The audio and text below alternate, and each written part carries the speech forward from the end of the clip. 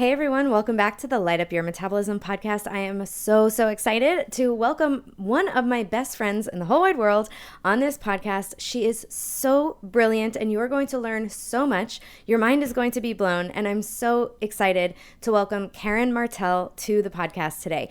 We're going to dive into the world of female hormones, specifically bioidentical hormone replacement therapy. And in this episode, we're going to talk all about possible myths and misconceptions that you have been told that the science has shown when it comes to female hormone replacement. I was blown away at her talk that she gave at the Hack Your Health conference here in Austin, Texas earlier this year, and I needed to get her back on the podcast. We did an episode a while ago, and that also blew my mind. Like, I didn't know that peri-menopause started or could start around age 35. I was 36 when I was interviewing her. I'm like, oh my gosh, this is already starting. But there have been a lot of myths and, again, misconceptions and bad science around this area of hormone replacement therapy. And Karen is going to show us what happened with all that misinformation and where the message kind of got misconstrued and what you can do about it. And one of the most important things, of course, because this is a podcast that focuses on blood sugar, insulin, metabolic health. And what I often see is that as my clients start to go through perimenopause, their blood sugar issues get worse. And that is because our female hormones have a really strong impact on our metabolic health, including our insulin sensitivity. And so that is another reason why I wanted to get Karen on this podcast, because I typically see that a lot of people are doing a lot of things right, but it could just be the fact that they're now missing these hormones, that their blood sugar and insulin is not at a good level. Another thing that Karen talks about, and I don't want to ruin anything for you. You're going to just be mind blown at so many different things.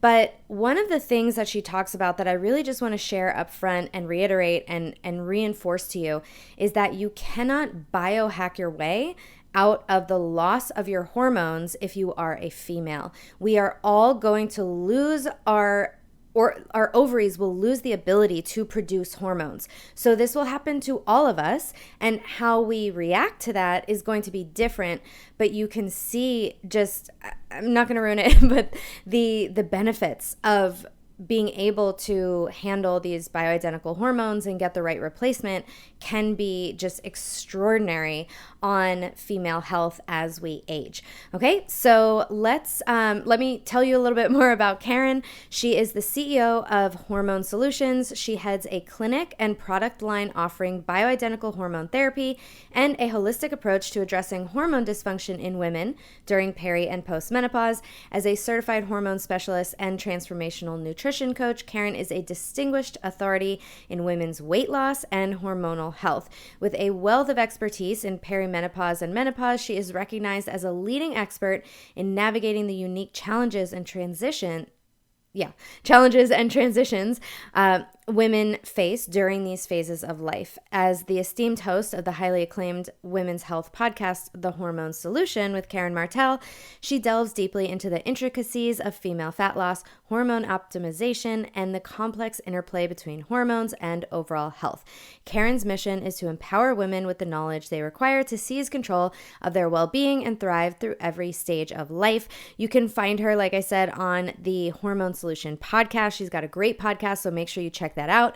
She has a clinic that works with people in all 50 states and some places in Canada, so she'll tell you about that at the end if you do want to work with Karen. She has a variety of offerings. I know she has a membership group, and she works with people one-on-one. She works with teams of doctors that can prescribe these hormones. She has her own creams, so you are going to be well set up if this is something you want to dive into. I know I personally will when the time comes. So without any further ado, let's dive into the episode with Karen Martel.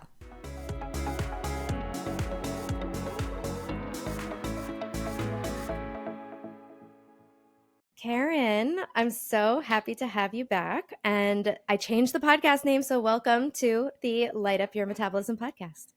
I love the name, Danny. Thank Oh, light up you. your metabolism is so great. I've been really trying to light up my metabolism. I just interviewed her for my podcast, everybody. And every time I interview her, she teaches me something new, which I would actually say that's hard to do. So I thank love you. When it that. comes to metabolism, anyways. Well, I am honored, and every time I talk to you, I learn buckets of information, and I always just say I want like a cord to like stick in your head to just zap all your information to me because you're just a plethora of you have a plethora of information in your head. And I so do. I was watching our previous podcast when you came on the show back in I think it was January of 2022, and it was I'll have to get the episode. It's episode 80 of the podcast, so we're almost at 200 now. It'll probably be over 200 by the time this is released. So it was a long time ago, but that Yeah. episode was phenomenal, and that was our first time ever meeting, and now we're best friends. Yes. So I it know. was That's so I cool. know. I know. It was the best. It was so cute to see. And like we had so much in common and we still do. So I I wanted to bring you back on the show, first of all, because obviously I love you and you're the best and you're so smart. But you gave this talk at Hack Your Health and you had every woman there just like I'm a woman, hear me roar. Like we were so inspired and I felt so like proud to be a female and just so I don't know, certain things were just so like it was so emotional. It was this whole It journey. Like was. I felt mad at the system and I was outraged and then but I felt inspired at the end and I felt like okay, at least I know someone who can help me with my hormones as they begin to change throughout my life. I'm so glad to have you as a reference. So I want all my followers and listeners to feel the same, to feel like okay, this stuff is confusing, but I know that if I work with Karen, I will be in good hands. So, why don't you start out by telling us, you know, maybe giving like an overview of, and this is general, so take it wherever you want. But like, what have we gotten wrong with women's hormones as we age? Like, why are we so grossly misinformed? And what are the things maybe that we're told that maybe needs some revisiting? Hmm. Well, I'll actually go back to kind of where it stems from because this is really the root of it all, which is there was a huge study done in the 1990s called the Women's Health Initiative, which I'm sure many of your listeners have heard of.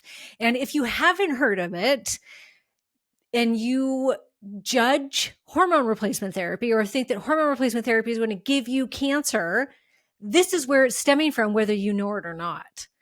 So prior to this study in the 1900s, hormone replacement therapy came on the scene and it was derived from the estrogen was derived from pregnant horses' urine. It was called Premarin.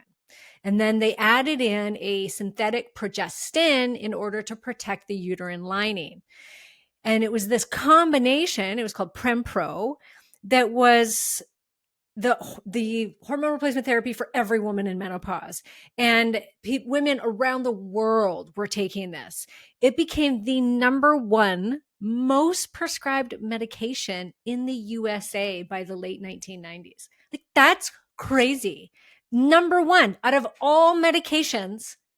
So you can imagine how many women were taking it. And although the estrogen from the horse is nothing like our own estrogen, it was enough that it acts on our estrogen receptors and actually did a really good job of relieving women of their menopausal symptoms.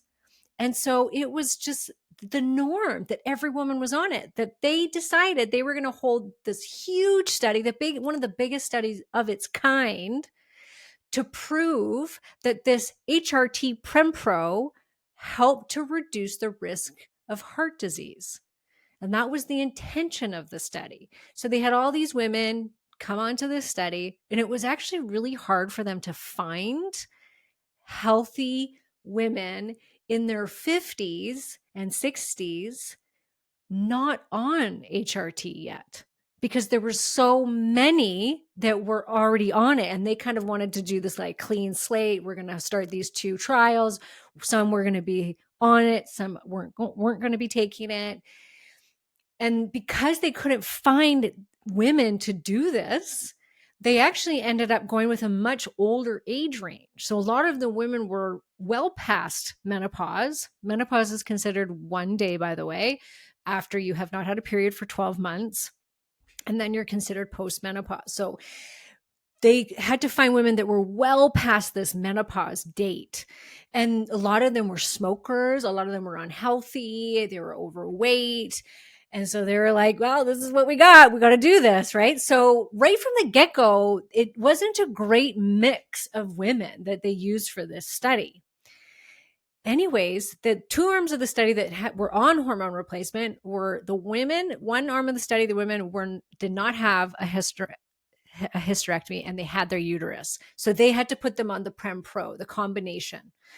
The other arm, the women had hysterectomies, and so they were put on Premarin only. And then they had an arm of the study where they were on nothing. A couple years into the study, they actually stopped it because they saw an increased risk of breast cancer, heart attack, and stroke. They literally panicked, and they halted the study and sent out word to the world that hormone replacement therapy increases your risk of cancer, heart attack, and stroke. Nothing else. Like, they're just like, this was it. All of these doctors pulled women off of HRT. It dropped by about 70% in use. And that was by the time we got to the early 2000s, all of these women had stopped using it, and doctors quit prescribing it. And we have not recovered. 22 years later, this is still the main belief in the medical world, is that HRT will give you breast cancer. Like, that's it, breast cancer. The truth of the matter is, the very authors of that study have come out and retracted that statement and have clarified, oh, sorry. Not that they say like, oops, what we meant to say was the arm of the study where the women were taking the combination of Premarin with the synthetic progestin did have an increased risk of breast cancer. Small, it was an 1% of women. So it was an extra 1 out of every 1,000 women that got breast cancer when using progestins and Premarin.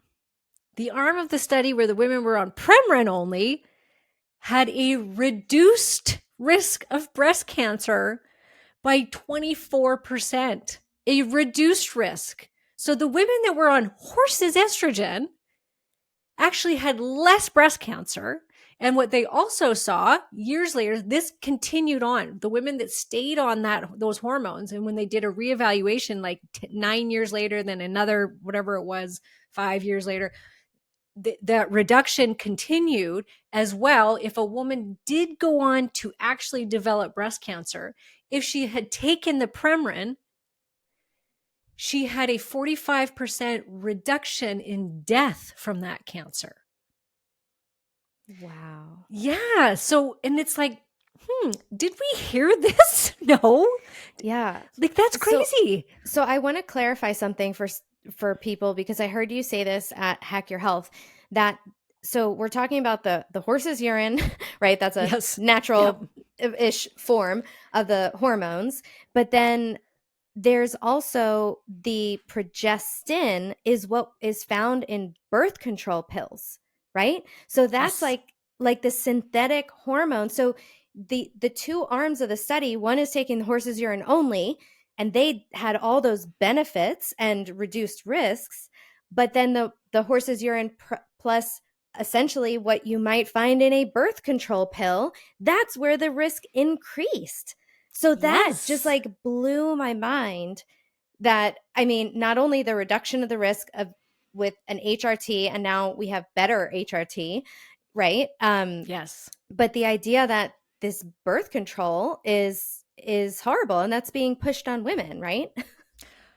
It is more readily available and prescribed far more than hormone replacement therapy for women in perimenopause, and even for some women in freaking menopause are being given birth control pills to control their symptoms in perimenopause and menopause, because they will not give them HRT because they think it's going to increase their risk of breast cancer. So here they are giving you the exact chemical in some of them, if not a derivative of that chemical.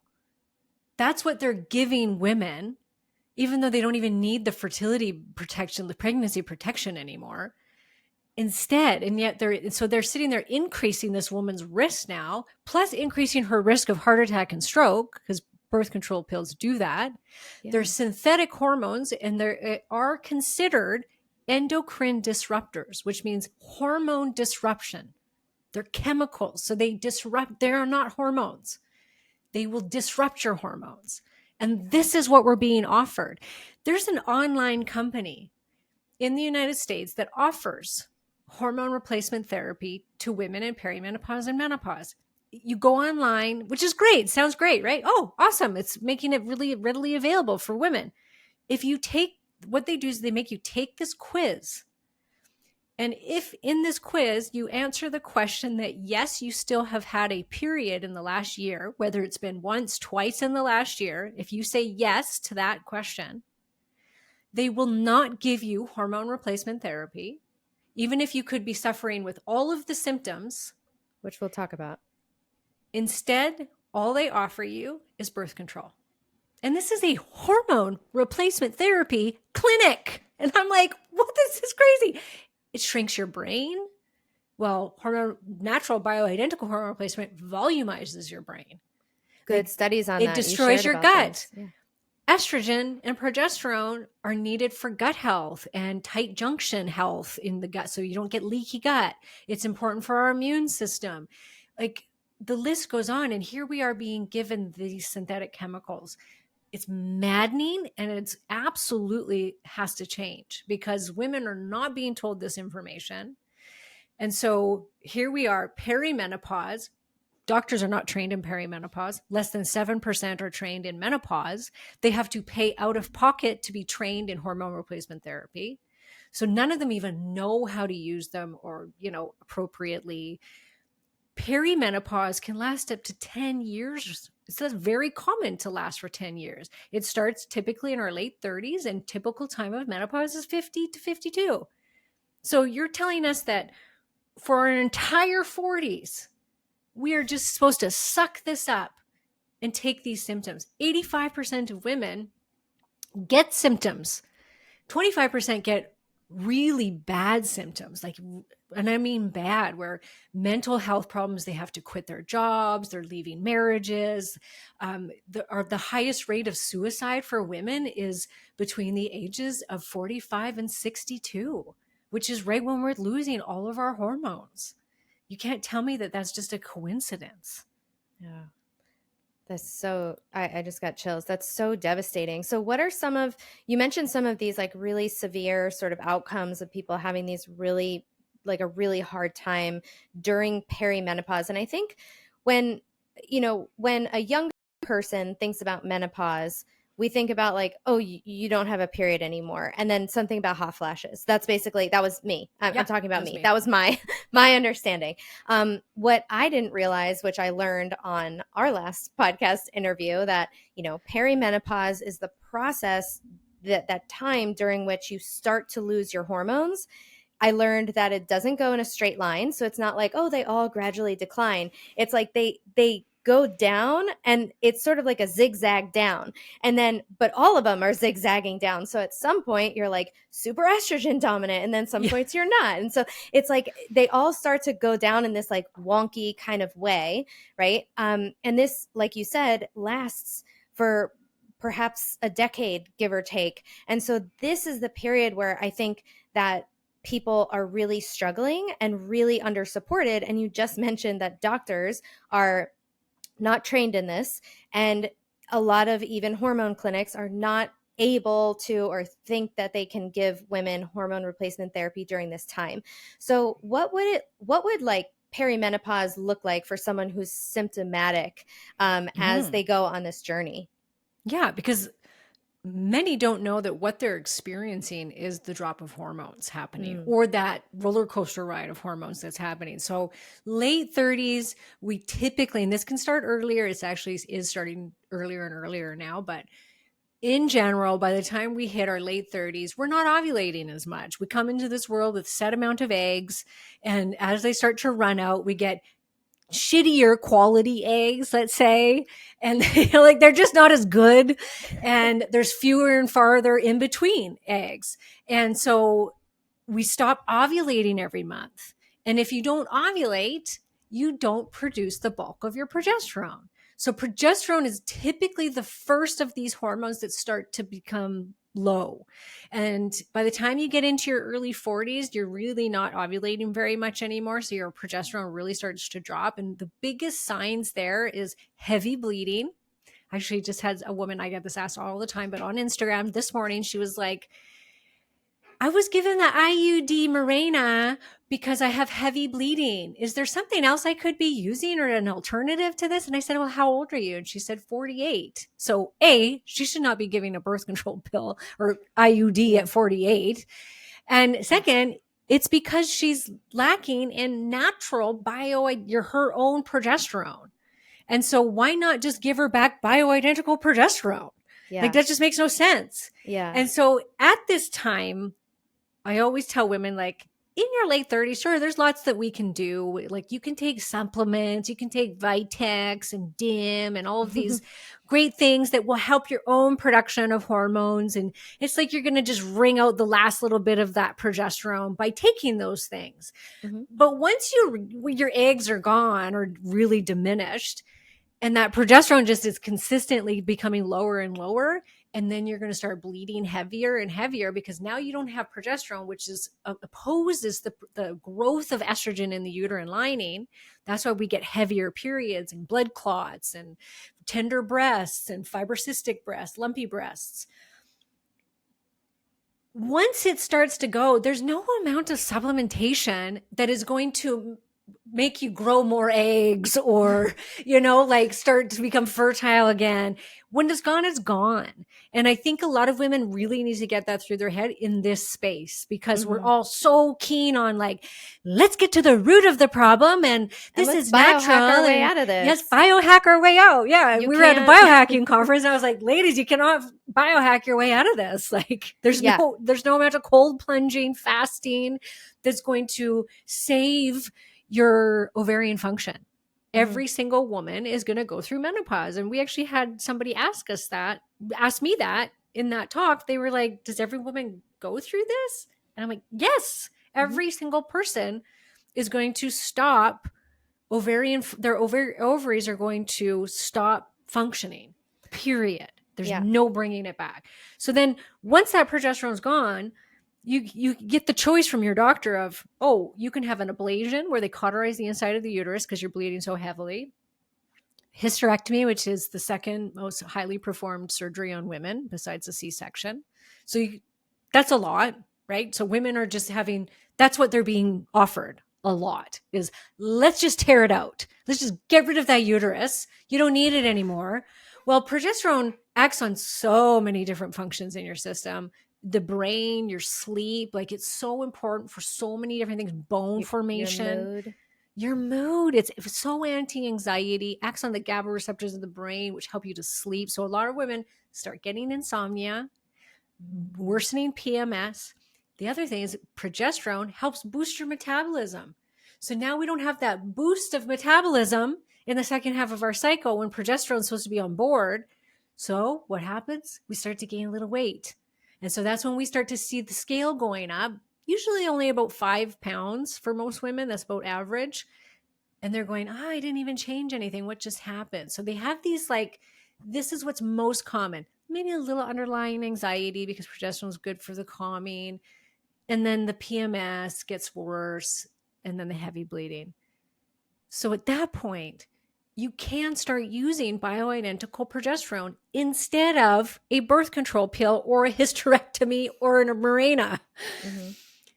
Once we get into into our 40s, and we get to about mid 40s, now this is when we start to see estrogen start going up, down, and that kind of carries on into our late 50s.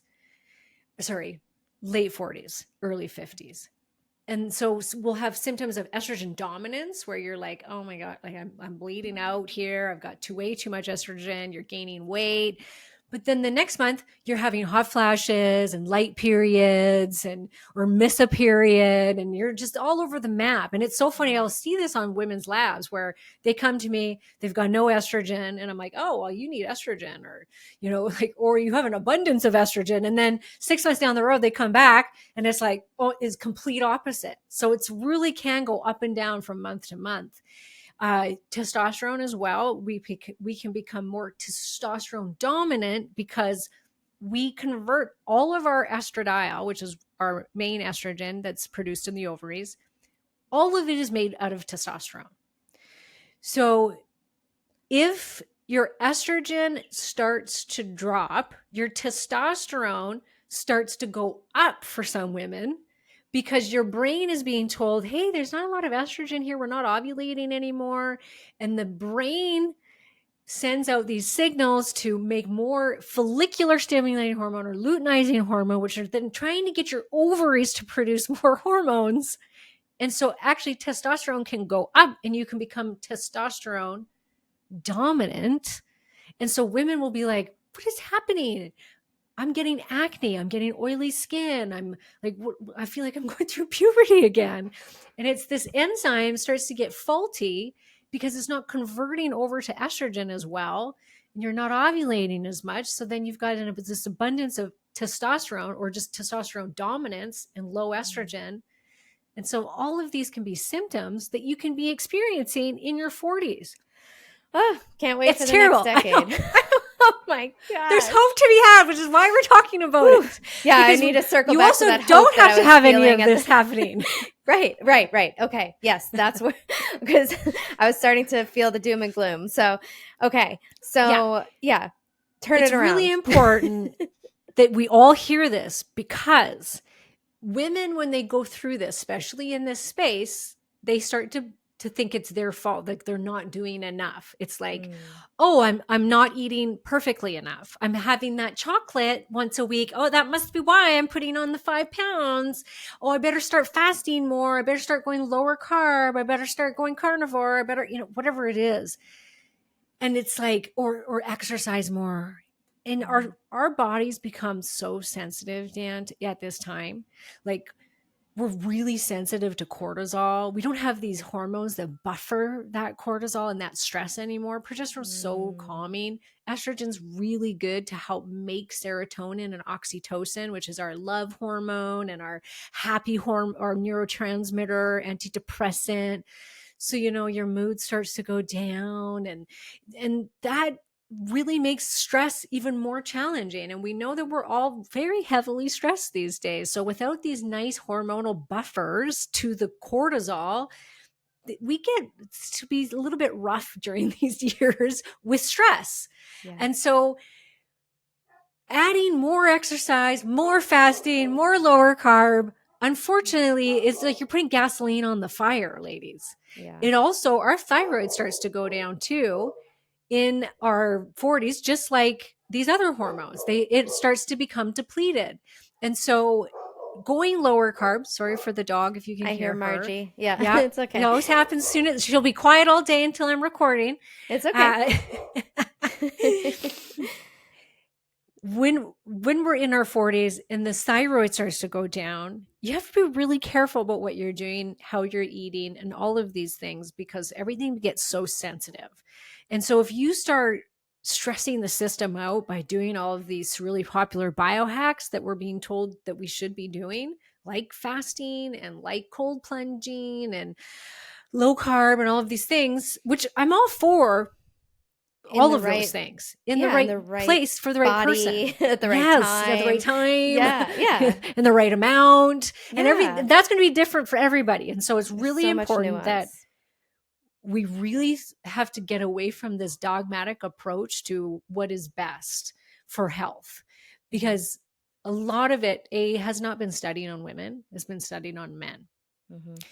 And we are in a place in life right now where we've never been before. We are so toxic. We have so many endocrine hormone disruptors in our environment. We're plagued with stress. Women are taking on more than they ever have in their life. You know, it's really common now for women to be making just as much, if not more, than their counterpart, their male counterparts. Still being the primary caregiver to children, still cooking and cleaning in the house, and carrying that mental load of their spouse, it's Yeah. carrying the mental, and then working full time on top of all of this, and then our hormones start to drop. It's and like being inside and not 90% of our days inside, and all the circadian dysfunction, all the technology, the EMFs, frying our brains, and which are stress. Yeah, so much stress to the body. It's this chronic stress and toxicity. Stress and toxicity for sure. So we're kind of like, we're really screwed here, and we got to do everything that we can to mitigate these things, and it has to be approached with a holistic approach. It's not just about slapping the hormones on and carrying on.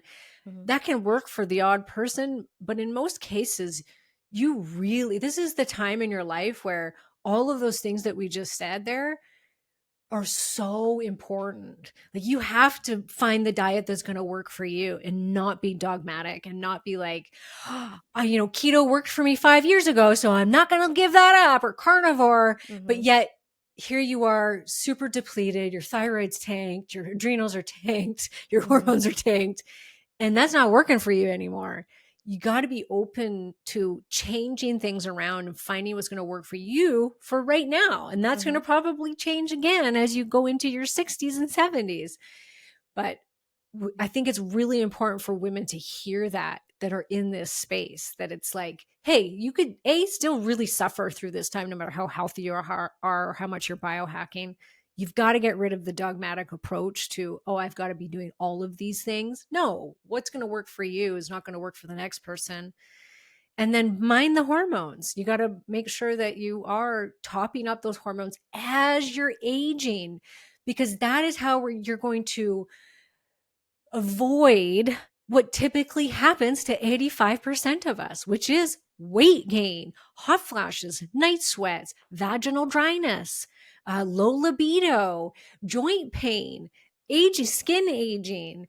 I was just reading in one of my books this morning about how we've got estrogen and progesterone receptors in our eyes, in our ears, our hair. Estrogen helps our hair to last longer, like the growth period to last longer, and for it not to die off as fast. Like, this is all about, yes, the outside beauty, but also what's going on the inside, our brain health, our bone health. And yet we're being told by the medical system, you can't have hormones until you're in menopause, until you're 20 pounds overweight or 30 pounds overweight, or you're a hot mess. You've already quit your job and you can't have sex anymore because your vagina is so dried up. And I hear this every day where women are like, I haven't had sex for 2 years because I tore last time I had sex. Like, that's devastating. And here these women had really great, healthy sex drives and had a great sex life with their partner, and they haven't been able to have sex for that long. One lady said her vagina actually is closed down because it was so dry, like literally atrophied. It doesn't just dry out, it atrophies, and like it closed. She's like, nothing's getting in there, Karen. That's all reversible. It's all reversible. And you can even reverse the bone being deteriorating. So women that have been diagnosed with osteoporosis, you still can reverse a lot of that by using hormone replacement therapy. Amazing. So you also mentioned muscle loss as we age as something that you wanted to talk about. So yes. Can you talk to us how these hormones play a role? Yeah. So people always think testosterone, which 100% testosterone, really important for building muscle. So a lot of women will find that they start to not be able to put muscle on even though they're lifting weights. They'll be like, I'm lifting weights. That happened to me. I was lifting weights like crazy and I wasn't getting stronger. So testosterone is really needed for that. We see about half of women losing their testosterone in their 40s and the other half not. So we only make half in our ovaries and the other half out of the adrenal system and through conversions. So some women don't lose their testosterone, but a lot do. And so that's one of the signs is that you're not putting muscle on and you're not getting stronger in your workouts. And then of course it's really great for sex drive and stuff too. Mental health and all of those things, but there's many good things about testosterone. Anyways, going back to the muscle building, estrogen is also needed and it really helps with protein synthesis. And so without the estrogen, once the estrogen starts going down, you can also start getting sarcopenia, the loss of muscle tissue. And during this time, we're becoming very metabolically sick because of the loss of these hormones. So even if you're doing everything right, and we see this all the time, it happened to me, my blood sugar went up. I never changed my diet and it went up a whole point. I was so mad because I'd always had this perfect 4.5. I'm in Canada. So 4.5. I don't know what that translates. You tell me, Dan. I'll get the calculator out and let you know. It's but like that sounds really something. good. Yeah. And then it went up and I was like right below being pre-insulin resistant, basically what the graphs say. So you were and I was like, 86. Yeah. So 86, you were perfect. Yeah. Good 86. And then it probably went over 100. So I think it was in the 90s after that, but then still that made me so mad. And cholesterol will go up. We need estrogen to help with cholesterol. We need it to help with blood sugar processing. We need it to become insulin sensitive, leptin sensitive. And we've got estrogen receptors in the hunger centers of our brain, so we can get dysregulated eating. So we have all these things kind of coming at us that are making us metabolically unhealthy, even though we're not changing our diet. And so now is the time, I'm telling you, that you have got to watch what you eat and watch what you're doing for exercise. And so we always tell women, like, you've got to lift weights. It's one of these things that's non-negotiable. If you've never been in a gym before and you've never lifted weights, just take that first step. Even if you do it twice a week, hire yourself a trainer. If you're super uncomfortable with it, hire somebody just to take you through everything, take you through the gym, teach you how to use the equipment. But you can even do body weight stuff where you're doing stuff at home, grab your jug of milk and just do some squats. We have this great woman that does all our videos in our group, Pam Sherman. She's got lots of stuff on YouTube. What's her? I can't remember what her YouTube handle is, but if you look her up, Pam Sherman, she has tons of videos for people that are just starting. So there's lots of that out there. So you can get access to it where it's like, just stand in your kitchen and do some squats. Like that is a place to start if you've never done anything before. Learning how to just sit down on the floor and stand up without using anything. Yeah. Like that's huge, actually. Yeah, it is for sure. I think just the Pam Sherman. Pam Sherman Fitness. Yeah. The perfect balance. Thank you. Yeah. The perfect balance. What it is. Yes. She's awesome. Yeah. She has lots of free content. She looks great. Yeah. Like she looks body amazing. weight core workout. I mean, these things can be like, if you don't have any equipment. So yeah, starting with something at home that feels a little bit less intimidating than walking into a gym, and then hiring someone if this is new for you. You don't have to think about like, oh my God, my body's going to break if I pick up a barbell. Well, don't start with barbells, maybe you won't get to barbells. That's okay. But resistance training, something that is heavy, it's so important. It is essential for your bones, and it's just so good. And for your tell everyone, health. I mean, I'm sure you have millions times, but remind them, Danny, what muscle does for blood sugar. It sensitizes you to insulin. And so if you don't have that, like 80% or 70 to 80% of whatever you eat goes straight to your muscles. So if you are not building muscle, like I see, this is something that I struggled with because I had this whole trauma thing. I did a whole podcast on it, and now I'm consistent. I'm back in the gym. Feel so good. I love going to the gym, and you won't start out like that. You won't, you may not start out like that, and that's okay. But to find an activity that you do love to do, that is like that. Talk about a hack, like to love the fitness piece is going to be really powerful for you. But yeah, it like if you don't, I see a lot of people, especially postmenopausal women, and they're working so hard on their diet and they're like getting light and they're buying blue blockers and they're doing all these things. But it's like, what's your activity level like? If it's nothing, I mean, 70 to 80% of what you eat is going to go straight to your muscles. So if all those muscles are insulin resistant from lack of training, lack of use, then how many carbs will you be able to tolerate? Really, really, really small amounts, if any. So you're just going to, like, you can't just, and this is like, I hate to say this to people because we're all, so many people are working so dang hard that it's like, you can't just look at diet. You can't just look at working out. We have to look at the whole puzzle, and it's hard. And, there may be seasons of life where it's like, something totally falls off. That's okay. And that's where maybe working with someone to help you reprioritize some of these things can be helpful, where it's just like, I'm working so hard on this and I'm doing sometimes I see the opposite. I see people working so hard at the gym and it's like, you are crashing. Like your body cannot handle this stress right now. We have to take you down to like walking and meditation, and sunrise. Like, so it's personal. Everyone has these different presentations. So there's some people where it's like, who you are. If you're not working out, you know who you are. I was one of those people. There is no judgment. Like I so get it.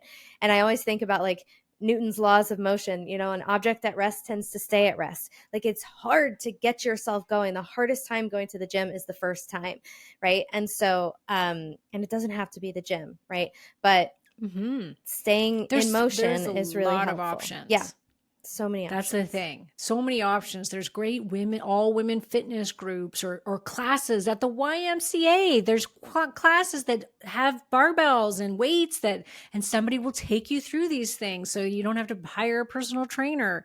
There's options. And if you're not in a place where you can physically do exercise, you can't exercise, you can't lift weights, that's okay too. Don't beat yourself up. Like you said, and start with just that first step, which is, okay, if you're super tired or you're really overweight and you're just like, I can't even imagine going and working out or lifting weights, then get feeling better first so that then you've got the energy and the will to go out and do something, even go for a walk if that's where you want to start. Yeah, start with baby steps after meals. Yeah. It makes you feel really good, and that's going to help with that insulin, the uptaking of the glucose. So if you can get in a couple of walks, even for 5 minutes, just start with movement of all kinds. Is better than no minutes. Exactly. Like your body's going to thank you for it, even if it's just a couple minutes. Yeah, for sure. For sure. So we've talked about how these hormones really impact our metabolic health. Was there anything else you wanted to share on that topic? Yes. The progesterone, well, all of the hormones can help with the metabolic health. So it's good to know that, like they all work on different mechanisms. There's some that we're going to work on your neurotransmitters in your brain, because if you're depressed or anxiety ridden, you're not going to want to eat well. Or, so the progesterone could be good for the anxiety, while the estrogen is going to be good for the depression. Or the progesterone is going to help you to sleep, which then helps you to be more insulin sensitive. So they all tie in together and work synergistically back and forth with each other. The testosterone is going to help you put on muscle. So is the estrogen. Bigger muscle, more insulin sensitivity. And so you can think about it in those terms of like, it's all going to work together. And so to approach it from that holistic view of, okay, let's try and exercise. Let's try to lift weights as soon as we can and make that a priority.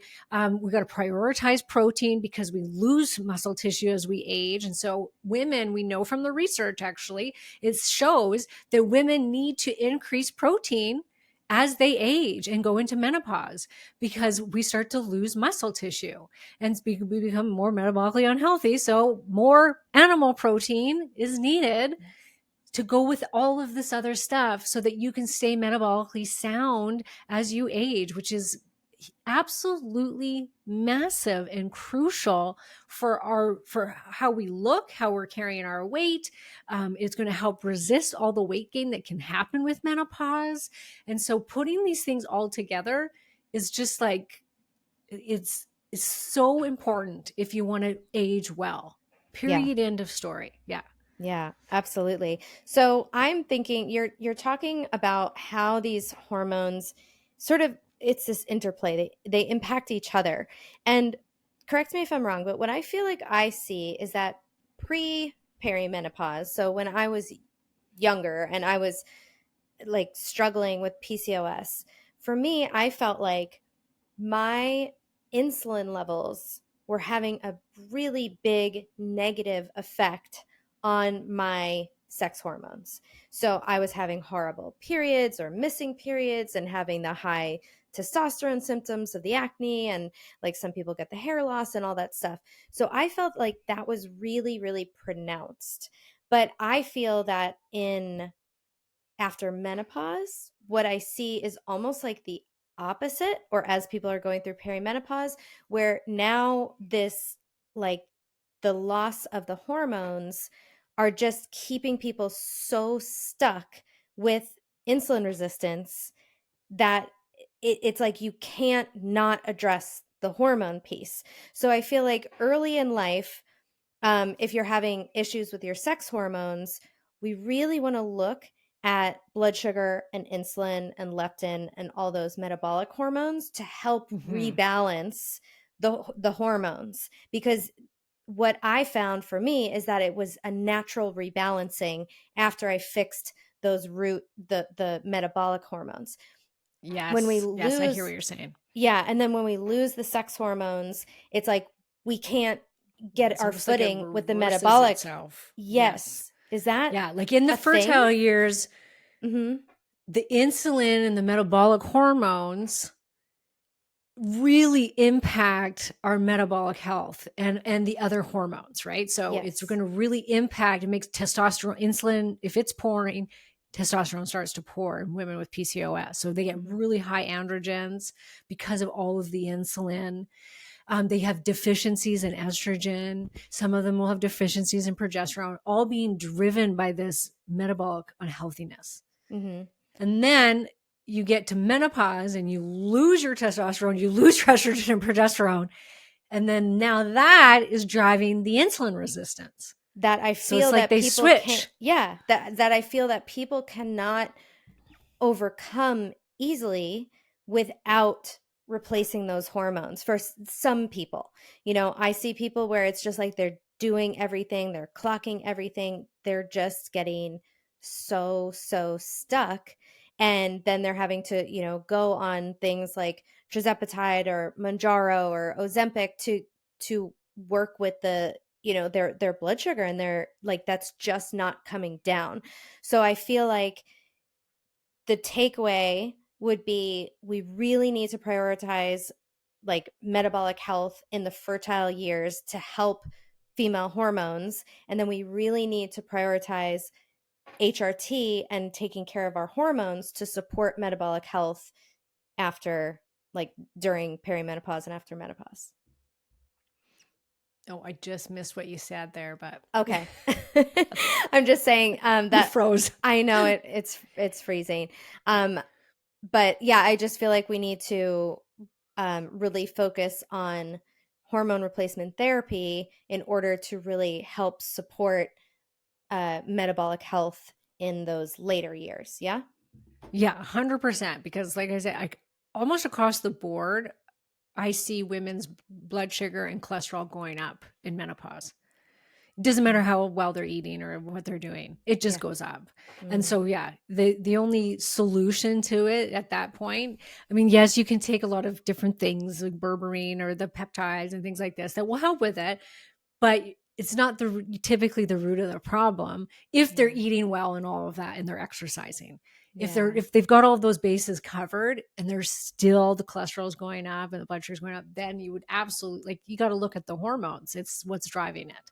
Yeah.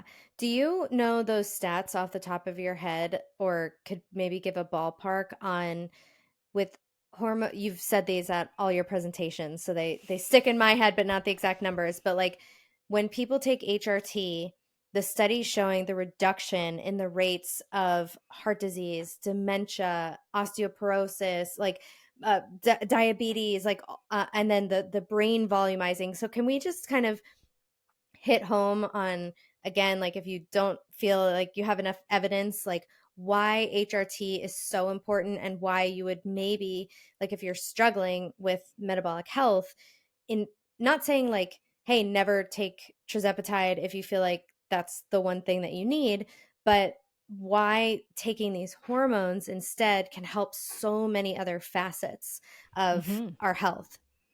Yeah, actually, there was a great research paper that recently, I don't know if it recently came out or if it's been out for a while, but it came to my attention recently, that showed that women that were on tirzepatide or a GLP-1, so Ozempic or Mounjaro, some sort of GLP-1, had 30% more weight loss if they took HRT. Oh my So there you go. gosh. So we do have a group where we use the peptides, tirzepatide, semaglutide, retatrutide, to help women with hormonal weight loss resistance. That just, it's like they've done everything, they're eating well, they're doing everything perfectly, and they still can't lose the weight. So we do use these as a tool in our program because some women, it is the toughest weight to get rid of once it's there. And I mean, so especially the belly weight. And women will say like, "Oh my, I'm doing everything, and I'm carrying 15 pounds of extra weight in my stomach." And so there is a place for these peptides, but it's interesting because what we've seen out of the hundreds of participants that we've had is whenever somebody doesn't lose weight or doesn't lose the common amount of weight, which is about a pound a week on the peptides, almost every time, like 99% of the time, it was because they were in peri-menopause or menopause and they were not replacing their hormones or they had a thyroid dysfunction. And as soon as they did start doing that, then the weight would start to come off. So it can even bypass these extremely effective, really strong medications for weight loss. Not replacing your hormones can make it so that you won't even lose weight on those. So Wow. yeah, so to go back to, I do know a lot of the stats in my brain. Hmm. So the diabetes one, it showed in one paper that women that replaced their hormones had a 45, I'm not exactly 100% on that number, but 45% reduction in developing type 2 diabetes, which is really big. I'm pretty sure actually it was 45%. Uh, Cardiovascular disease, a very similar number. It was 45%, I do believe, that women had a reduction in cardiovascular deaths if they replaced their estrogen in menopause. Wow. There was an amazing study that I love. I say it on every podcast because I think this is just so amazing that every woman needs to hear it, which is a study that was done in the University of Arizona on 400,000 women, 400,000, that showed that women that replaced their estradiol, which is the main estrogen, for 6 years or longer in menopause had a 75 to 78% reduction in developing dementia and Alzheimer's. Are That we is being told just, that? Or is the doctor saying to us, hey, you need to be on these hormones so we can preserve your brain and you don't get Alzheimer's? it is Like, such that's a big crazy. problem how many women, especially, are developing Alzheimer's. It's It's becoming one of the so top killers bad. of women. It's like number It's, 4 or 5 now. oh, I just got chills because I worked in long-term care, which means in nursing homes and skilled rehab facilities as a speech therapist before doing what I do now. And it was so sad. And Hmm. what's crazy at the end when they're in late stages of dementia and Alzheimer's, the only thing that these patients would eat was sugar. And Yeah. my theory is that there's such severe insulin resistance to the brain that it's the only thing starving that for they it. want. It's just, it is, oh, so devastating. I can't even, I have to actually add that to my trauma list for EMDR, because I'm starting to get, just seeing, just That's seeing why I'm so passionate about that one. all the people, just seeing people suffer so badly all To the me, time. that is like the worst, that you're going to lose your brain and you don't know who you are anymore, or the people around you. Like, to me, that is the most horrible death you could ever experience. My grandpa died of it. I carry the ApoE4 gene. I got 2 copies of it, which is like really increases my risk of Alzheimer's and dementia. Wow. So there's many, estrogen and progesterone both really, really help brain function. Mostly estrogen, but progesterone definitely does as well. Same with a little bit of testosterone for men. But it also, because it helps us be metabolically healthy and insulin sensitive, because they say, it's type 3 diabetes. So there's a big metabolic component to dementia and Alzheimer's, and toxins too. There's all of these things. But to know that by replacing our estrogen, that it can help that much for a disease that they're saying there's no cure for, and a way to prevent it. The medications are useless apparently for them, and really, really expensive. And here it is, like, why don't we just keep replacing our hormones? There was another study that was done. This one I just heard about recently. This just blew my mind. And there's 3 arms of the study. One arm of the study, no hormone replacement therapy. The second one, they were on 1 milligram of estradiol. And then the third arm of the study, they were on 2 milligrams of estradiol. The arm of the study that was on 2 milligrams showed the hippocampus part of the brain volumized. So it actually grew. It just like it puffed. I don't know if it puffed up, but that's what I imagine. The hippocampus is where the memories are. Where memory is. Yep. Yes. And Yes. the 1 milligram didn't, and neither did the other one. So it actually showed that you actually have to, so for those that don't know, 2 milligrams is actually not common. Usually 1 milligram is kind of top of the hormone replacement therapy dosage. And it showed that 2 milligrams gave that volumization. And when they removed it, that volumization was lost. Wow. So it was 100% from that higher dosed estradiol that did that to the brain. Wow. That's incredible. We also see that, the lost working time for menopausal women is like $25 billion a year. Like, it's just crazy. So we know that women are not being able to go to their jobs because of the cognitive decline that's happening when they lose their hormones in menopause. Because you get foggy brain, you get loss of words. It's terrible, and for some, it's really severe. And it's scary. It's very scary when that starts to happen, because you think, oh my gosh, I'm getting Alzheimer's or dementia. So that, and then with the heart disease, there's lots of new evidence coming out. Some of the evidence shows that it increases the risk of heart attack and stroke. But that is on old HRT, where we're swallowing the estrogen. And when you swallow estrogen, it can increase the risk of heart attack and stroke over long term. So past 10 years of taking oral estrogen, coming from horses, showed an increased risk of heart attack and stroke. So when you dig into the research, you may find that, or you may find research that use progestins, not progesterone, and that they were using this oral estrogen.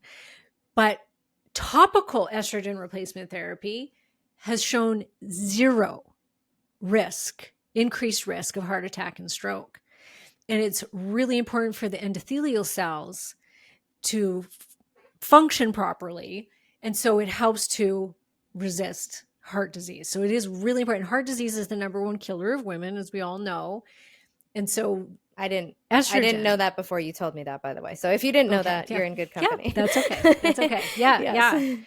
Yeah. And then also in the WHI study, it showed that women that replaced their hormones, and now they're seeing this in other studies as well, they had a 33% reduction in all-cause mortality. So that's every way to die.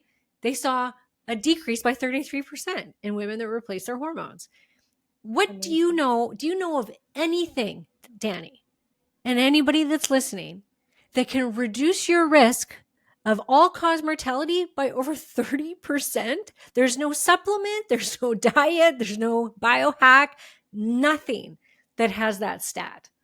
Wow. So that's like, so basically what that is telling us essentially is we are better off on all fronts to replace our hormones as we age than not. And so women will come and say, yeah, but Karen, this is natural. We're supposed to lose our hormones. You're just, you're feeding into big pharma. No.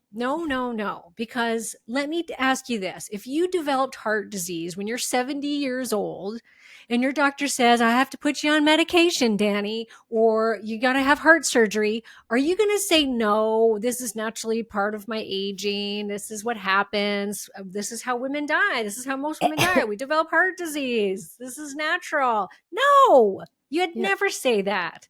Or if you had, severe anxiety or depression because you're lacking in serotonin, would you say no? If you have type 1 diabetes, would you be like, no, I'm going to get to the root of the problem, or this is natural, or, you just don't. You would give that person hormones. Thyroid, hypothyroidism, we give them thyroid medication. We don't say, well, this is natural. Your thyroid just goes to shit. What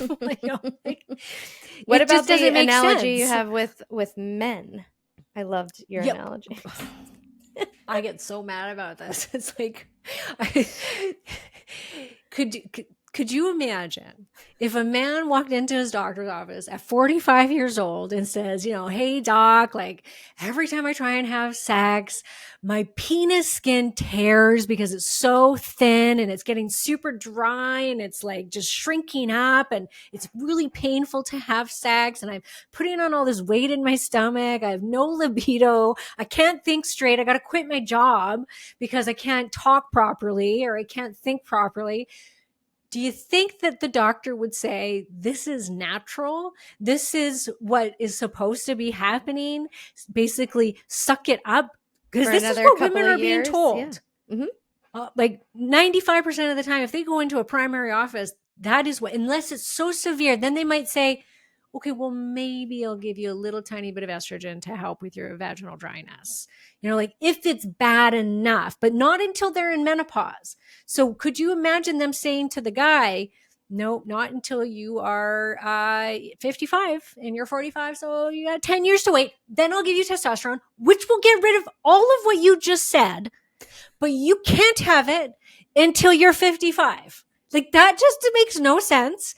I just had an interview on the DNA company, and she was the host is a pharmaceutical pharmacist. What do you call them? Pharmacist. Thank you. Oh my gosh, you're right there. She's a pharmacist, and she was saying that she had a woman come in the other day who had such severe vaginal dryness, like painful, hadn't been able to have sex. Her doctor prescribed her vaginal estrogen cream, and it was $475. And she said, I don't care. I have to do something about this. I will pay anything. It's so painful. Left. The husband phoned and said, I just got a charge on my credit card for $475. And they said, well, that was your wife picking up her prescription. He said, I don't care what that was. She can take it back. I'm not paying $475.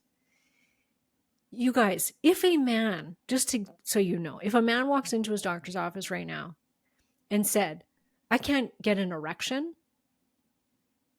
5 times a week, I can only get it once, guess what? That doctor will write him a prescription for Viagra in a heartbeat. If that man is low in testosterone, guess what? He gets testosterone and he gets it all paid for by his extended medical. Women do not get testosterone paid by extended medical. There is no testosterone, unless it's compounded, for women. This is horrible. And there's testosterone clinics on every corner of, like, Viagra is one of the most written prescription. It's so readily available and all covered by their extended medical. And yet we're paying $500 for vaginal cream. And I will tell you, I have my own estrogen cream. I've been making, like, I sell my own estrogen cream. It is dirt cheap, you guys. Dirt cheap. There's no reason why it should be $500. Wow. That's Yeah. So terrible. that it's absolutely terrible what's going on with It that. is. Karen, a lot of people, and I really feel this question is important because I bet a lot of people listening are like, I want to take the hormone replacement therapy, but I've had cancer and I was told I cannot take it. So I know that you don't have the answer for everybody, but what do you say to someone like that?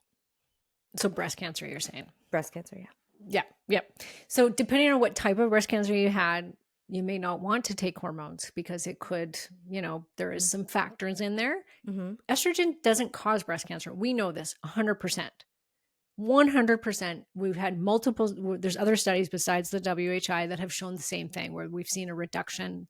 They just did a 7 million study on it. It reduces the risk of getting breast cancer. Mm-hmm. But it is a growth hormone. So it helps us grow bones. It helps us grow hips and breasts and makes us women. But if you've got cancer cells, it can make that proliferate, which you don't want. So there is some pros and cons. Mm-hmm. We see that women post breast cancer with certain types of cancer, they can usually safely use an estriol, which is a really weak form of estrogen, vaginally, Mm-hmm. as well as topically. And it's breast protective. So there's that. They can use testosterone. Couldn't they use Testosterone. progesterone?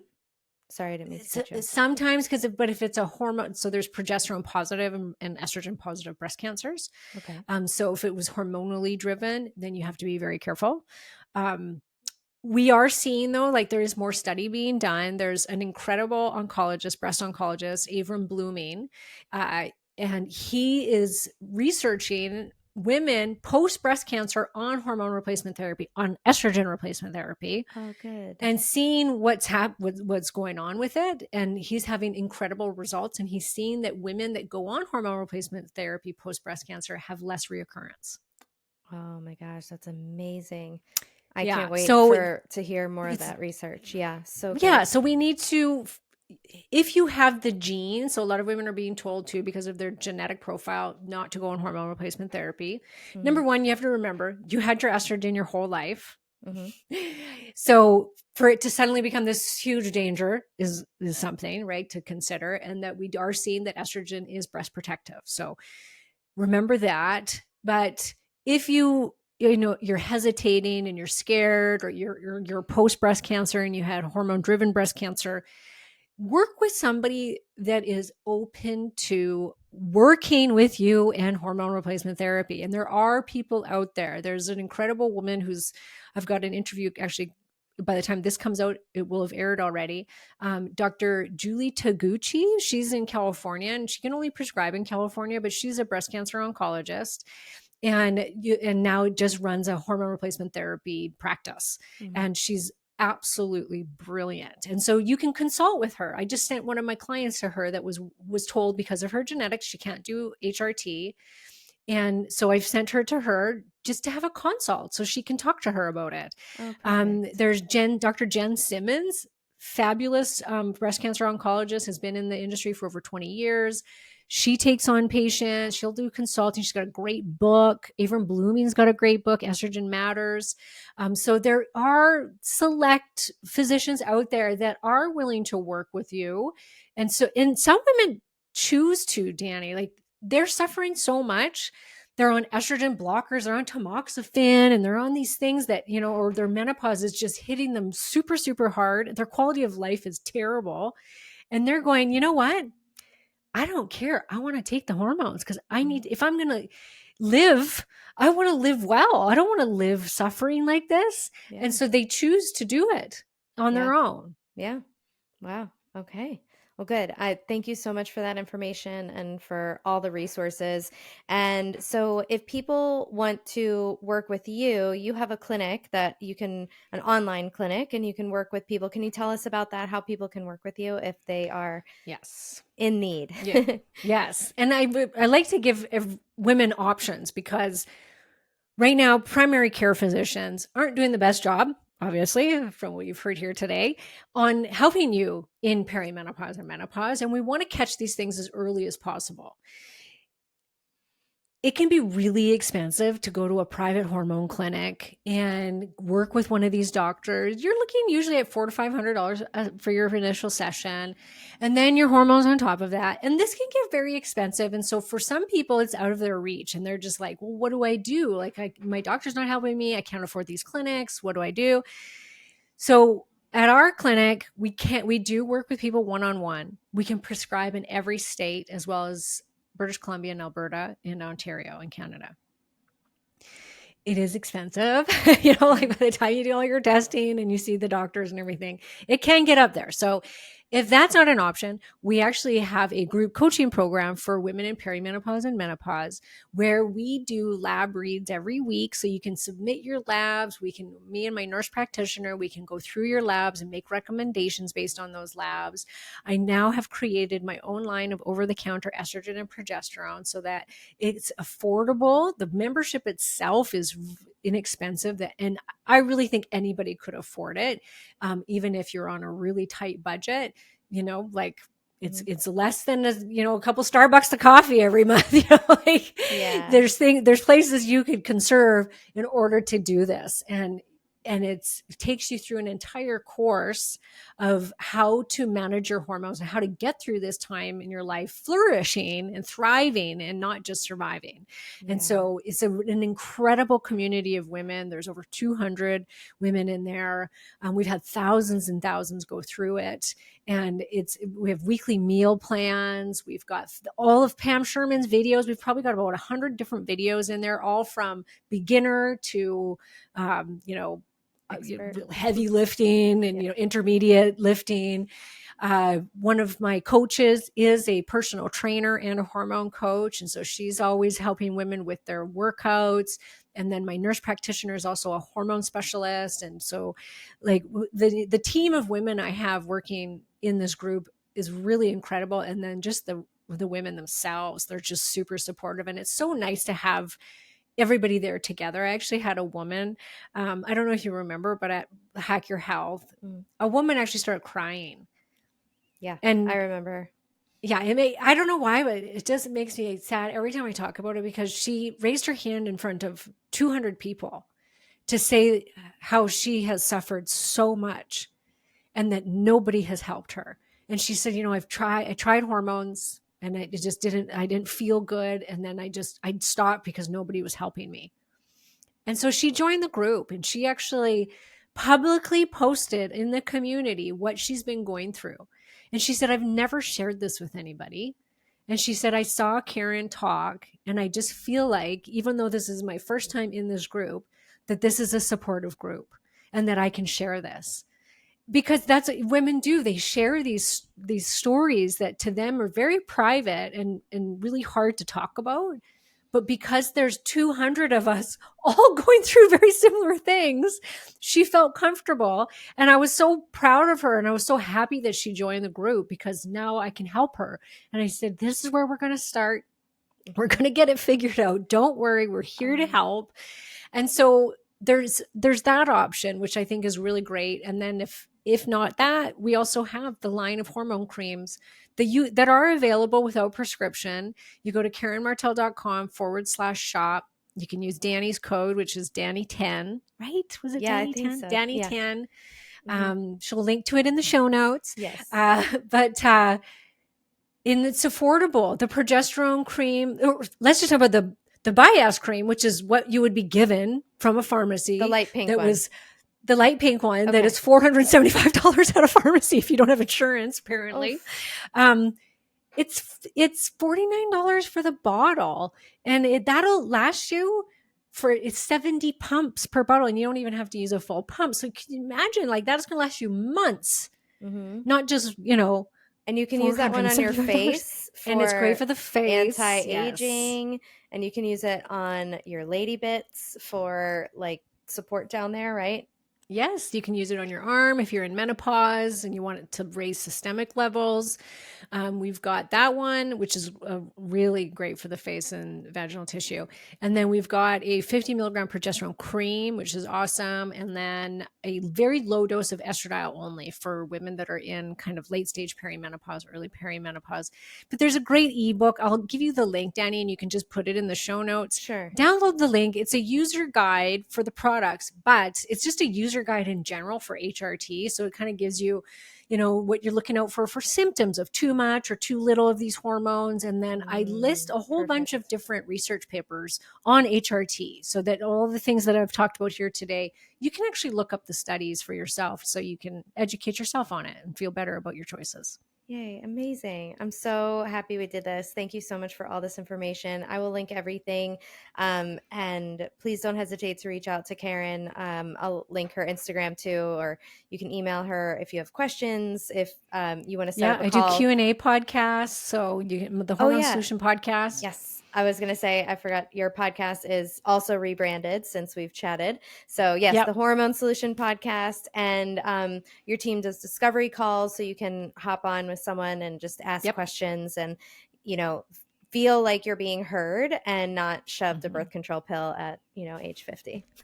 Yeah, exactly. Yay. Exactly. Amazing. Thank you so much, Karen. I feel, again, inspired to be a woman and thankful that I know you so you can take care of me during this potentially difficult time.